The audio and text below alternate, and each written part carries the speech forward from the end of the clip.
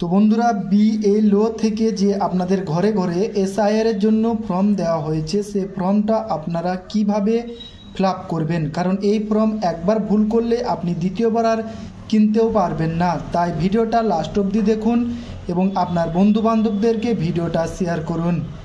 তো প্রথমেই আপনারা এখানে দেখতেই পারবেন যে নির্বাচকের নাম, মানে যার নামে এই ফর্মটা এসেছে তার নাম এখানে দেখতেই পাচ্ছেন এবং অ্যাড্রেসও দেওয়া হয়েছে এবং নতুন যে ভোটার লিস্টটা আছে সেই অনুযায়ী ক্রমিক সংখ্যা, বিধানসভার নাম, এইসব ডিটেলস আছে এবং এইখানে একটা আপনারা কিউআর কোড পেয়ে যাবেন এবং বর্তমানে যে ভোটার কার্ডের যে ফটোটা আছে সেই ফটোটা এখানে পাবেন।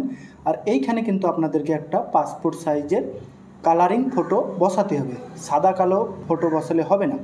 তো চলুন, প্রথম লাইনটা তো বুঝতে পারলেন এবং এখানে দ্বিতীয় লাইনে দেখতে পাচ্ছেন জন্ম তারিখ। তো প্রথমে দিন, মাস, তারপর বছর আপনার এখানে জন্ম তারিখটা বসিয়ে দেবেন। যেমন আমার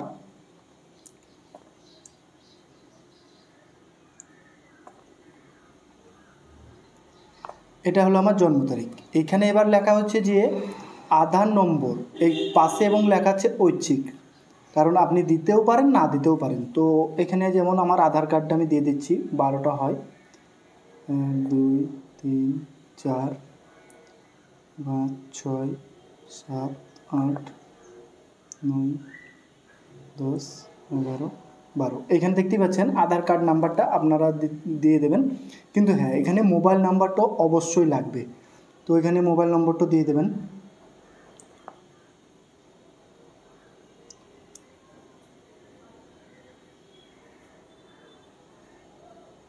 এখানে আপনার মোবাইল নাম্বারটা দিয়ে দেবেন, ঠিক আছে। এবং এইখানে পিতা এবং অভিভাবকের নাম। তো এইখানে আপনারা যাদের বিয়ে হয়ে গেছে, মেয়ে মানুষ, তারা আপনারা ভাববেন যে আপনারা মানে আপনার বাপের নাম দেবেন না স্বামীর নাম দেবেন। তো এখানে আপনাদেরকে বলবো আপনারা বাপের নামটাই এখানে দেবেন।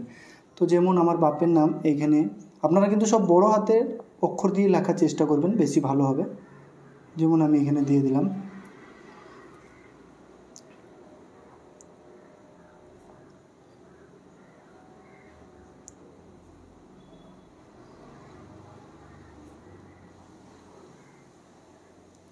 এখানে দেখতেই পাচ্ছেন আমার বাপের নামটা আমি এখানে দিয়ে দিলাম এবং সব বড় হাতেরই দিয়ে দিয়েছি। তারপর অভিভাবকের এপিক নাম যদি থাকে, অনেক সময় এপিক নাম্বার যদি থাকে মানে হতে পারে যে আপনার পিতা বা বাবা মারা গিয়েছেন, তাহলে তার ভোটার কার্ড তো বন্ধ হয়ে গেছে। যদি থাকে তো দেবেন, যেমন আমার আছে তেমনি আমি এখানে দিয়ে দিলাম। যেমন ভোটার কার্ডের নাম্বার যেমন হয় ITJ এবং এটা আপনাদেরকে উদাহরণ হিসেবে আমি দিলাম, আপনারা ঠিকঠাক দেখে দেবেন। এবং এখানে আমার মায়ের নাম দেখতেই পাচ্ছেন, তো এখানে মায়ের নামটা আমি দিয়ে দেব।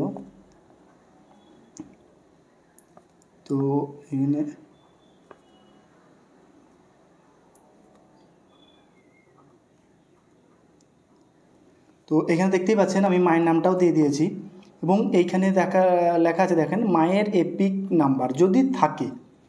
তো আমার যেহেতু আছে তাই আমি দিয়ে দিচ্ছি।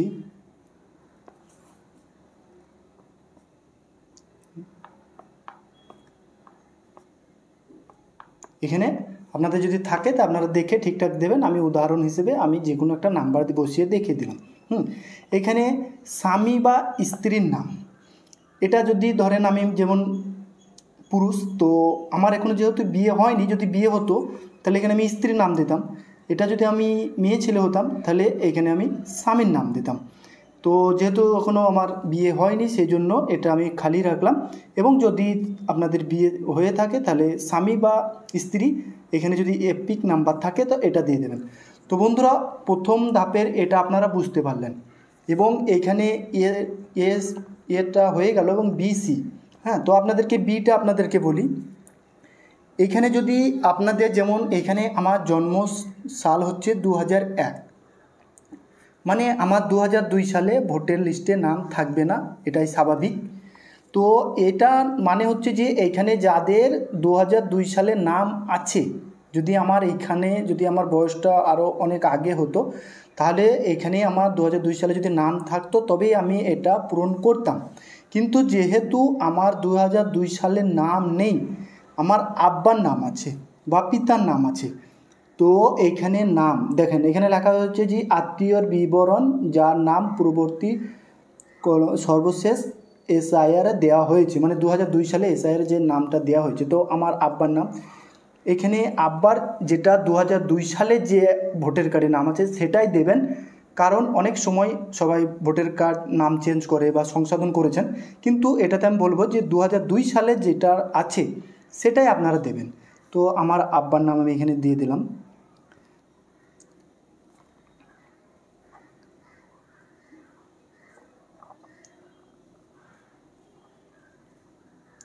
দেখতে পাচ্ছেন এপিক নাম্বার যদি থাকে, কারণ 2002 সালে অনেকজনের এপিক নাম্বার থাকছে না। তো এখানে আমার আব্বার এপিক নাম্বার আছে, কিন্তু আমি এখানে যেমন দিয়ে দিলাম, এটা আমি উদাহরণ হিসেবে দিচ্ছি নাম্বারটা, আপনারা কিন্তু দেখে ঠিকঠাক হিসেবে দেবেন, ঠিক আছে। এই যেমন এপিক নাম্বার যেটা হয় এটা একটা দিয়ে দিলাম। আত্মীয় নামটা দিতে হবে, বাবার নাম, যেমন আমার বাবার নাম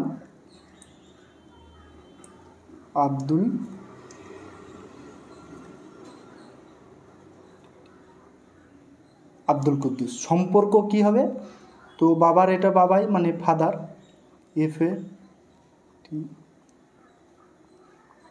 আর দেখতেই পাচ্ছেন এখানে হয়ে গেল।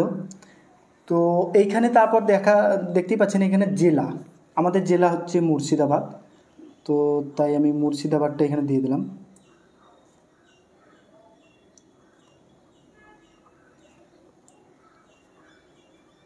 মুর্শিদাবাদ, এবং রাজ্যের নাম ওয়েস্ট বেঙ্গল, এটা লিখে দেবেন।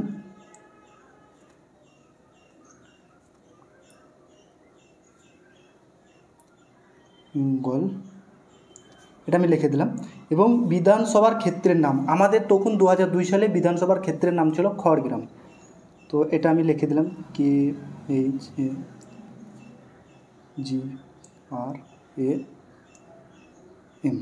তো দেখতে পাচ্ছেন খড়গ্রাম লিখে দিলাম। এবং বিধানসভার ক্ষেত্রের নাম্বার, আমাদের নাম্বারটা ছিল 66, তাই এইখানে আমি 66 নাম্বারটা এখানে বসিয়ে দিলাম, দেখতেই পাচ্ছেন। এবং অংশ নাম্বার ছিল আমাদের 30, আর আব্বার ক্রমিক নাম্বার আছে 5। তো বন্ধুরা আপনারা ভাবছেন এই নাম্বারগুলো কোথায় পাচ্ছি, তো আপনাদেরকে বলবো যে 2002 সালে যে লিস্টটা আছে লিস্টের উপরেই দেখবেন লেখা থাকবে, আপনারা সেটা ভালোভাবে দেখে নেবেন। তো এই হলো ফর্ম ফিল আপ। তো যেহেতু আমার 2002 সালে নাম নাই, সেই জন্য আমি এই ফর্মটা ফিল আপ করেছি। আর যদি আপনাদের পিতারও 2002 সালে নাম আছে এবং আপনারও আছে, তাহলে এইখানে আপনার নামটা দেবেন, এবং এপিক নাম্বার যদি থাকে সেটা দিবেন, এবং আত্মীয়র নাম এটা দিয়ে দেবেন, মানে আপনার বাবার নামটা আপনি এখানে দিয়ে দেবেন, সম্পর্ক ফাদার করে দেবেন, এবং জেলা আপনাদের যা হবে, রাজ্য যা হবে, এবং বিধানসভার ক্ষেত্রের নামটা দিয়ে দেবেন, নম্বর, অংশ নম্বর এবং ক্রমিক সংখ্যা, এইগুলো আপনারা সব ভরে দেবেন, তাহলেই আপনাদের ফর্মটা ঠিকঠাকভাবে ফিল আপ হয়ে যাবে। এবং এইখানে নিচে দেখতেই পাচ্ছেন যে নির্বাচক বা পরিবারের যে কোনো সাবালক সদস্যের স্বাক্ষর, এইখানে আপনারা নিজের সিগনেচার বা সইটা করবেন। এবং এইখানে দেখতেই পাচ্ছেন বিএলএস স্বাক্ষর, এটা বিএলএস স্বাক্ষর করবে, মানে সই করবে।